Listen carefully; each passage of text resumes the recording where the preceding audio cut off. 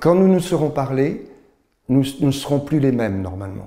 Parce que nous aurons pris langue ensemble, nous aurons échangé, nous aurons un peu mélangé quelque chose de notre singularité et nous nous serons un peu transformés. Matryoshka.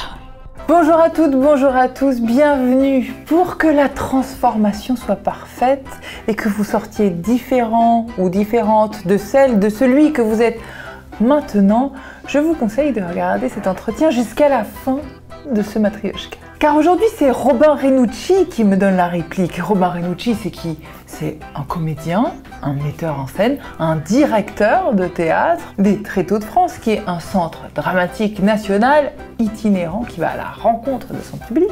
Mais Robin Renucci, c'est plus que ça, c'est un acteur de la société avec une vision enrichissante. C'est un acteur qui veut jouer un rôle dans l'éducation populaire pour nous transmettre ce goût du théâtre et nous apprendre à nous exprimer, apprendre à nous faire entendre en tant que citoyens. Alors pour cela, il faut apprendre à dire, mais à dire correctement, en comprenant la syntaxe et la symbolique. Comprendre ce qu'on dit, voilà comment faire. Maître Corbeau, sur un arbre perché, tenait dans son bec un fromage. Si vous apprenez à l'enfant que Maître Corbeau sur un arbre perché tenait dans son bec un fromage, ça c'est du point de vue de la syntaxe. Pire encore, Maître Corbeau sur un arbre perché tenait dans son bec un fromage. C'est ce que tout enfant a appris. Vous venez de détruire son champ symbolique. Syntaxique, parce qu'il n'aura pas compris que c'est bien Maître Corbeau perché sur un arbre, n'est-ce pas? Maître Corbeau sur un arbre perché, et ce n'est pas un arbre perché, parce qu'un arbre perché peut créer un imaginaire tout à fait formidable dans un dessin que j'adorerais faire, mais ça vous a détruit la relation de la langue. C'est pas sur un arbre perché, c'est bien une question phonétique qu'il faut entendre dans la syntaxe, la permutation de ce perché. Maître Corbeau perché sur un arbre. Donc c'est par la phonétique, deuxième endroit qui détruit la langue la plupart du temps, à la radio, à la télévision, où l'on lit sur des prompteurs, où phonétiquement, comme notre langue est latine, on va aller la chercher dans les iambes anapestes spondées, c'est-à-dire les rythmes qui font les contre-rythmes de la langue. Dominus vobiscum et conspiritu tuum. Vous entendez le nombre de variations. Or, la langue française n'a pas d'accent tonique.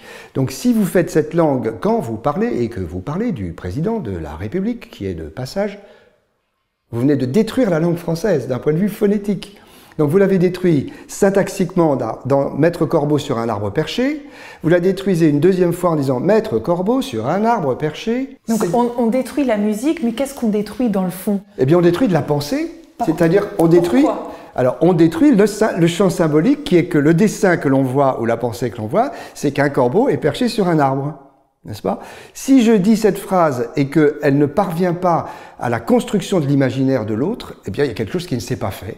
Et on n'a pas fait son travail. La grande inégalité aujourd'hui, on la ressent dans l'école, dans le dire des uns et des autres. Ceux qui savent dire, c'est-à-dire organiser leurs pensées, penser par soi-même, en s'aidant bien sûr des autres, mais arriver à pouvoir penser par soi-même, c'est l'émancipation qui est sous-tendue derrière. Et ne pas avoir les mots, c'est le début d'une forme de soumission à ceux qui ont le langage, au plan politique, au plan technique, à tout endroit. C'est l'expérience qui crée la pensée. C'est quand on parle qu'on apprend à penser. Oui. C'est pas parce qu'on a appris à penser silencieusement qu'à un moment on a le droit de parler.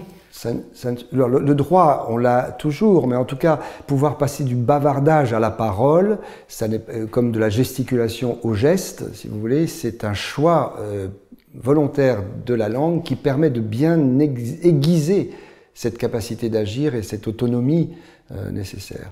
C'est quoi la différence entre bavardage et parole? Aujourd'hui, on voit sur les réseaux sociaux, tout le monde est en capacité d'avoir un espace d'expression. Alors, on pourrait dire que tout le monde a une sorte d'égalité des chances face à l'expression. C'est quoi la différence entre bavardage et parole?